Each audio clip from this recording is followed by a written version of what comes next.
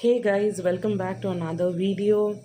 Please like, share, subscribe, and please provide your valuable feedbacks and comments in the comments box below. இன்னைக்கு நான் என்ன எடுத்துகிட்டு வந்திருக்கேன்னா ஒரு few sunscreens. So இந்த sunscreens பார்த்தீங்கன்னா I've tried a few more, but இதுதான் நான் வச்சுருக்கேன் இப்போதைக்கு. So I'll give my review on these.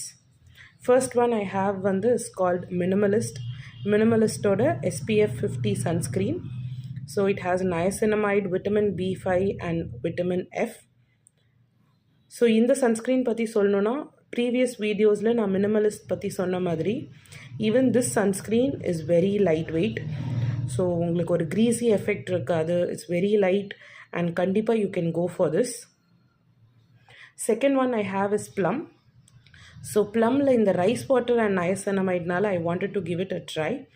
But இது it's a little bit thicker consistency. So உங்களுக்கு ஒரு combination skin or ரொம்ப sweatyயான ஒரு personனா இது ரொம்ப suit ஆகாது. You can go for the minimalist. But மற்றபடி உங்களுக்கு அவ்வளோ sweat ஆகாது அப்படின்னா you can always try this Plum. The third one I have is this one. Both are the same. So இது it is the Dot & Key Watermelon Cooling. So I have another one which I'm already using as well. So in the two bottles நான் completeum பண்ணியிருக்கேன். So this is a very nice sunscreen. அதுவும் இந்த hot summersல கண்டிப்பா it's a much needed sunscreen ன்னு தான் சொல்லுவேன். It's very lightweight, நல்ல runny textureல இருக்கும், easy to spread. So face, body எல்லாத்துக்குமே ரொம்ப ஈஸியாக இருக்கும் அப்ளை பண்ணுறதுக்கு. And it is long lasting as well. So நீங்கள் கண்டிப்பாக you can check this out. So you can go for the minimalist or you can go for this Dot & Key. So இதில் நான் watermelon cooling மட்டும்தான் நான் use பண்ணியிருக்கேன். There are other variants as well.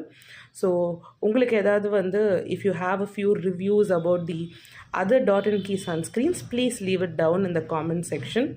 See you soon in another video. Thank you. Bye.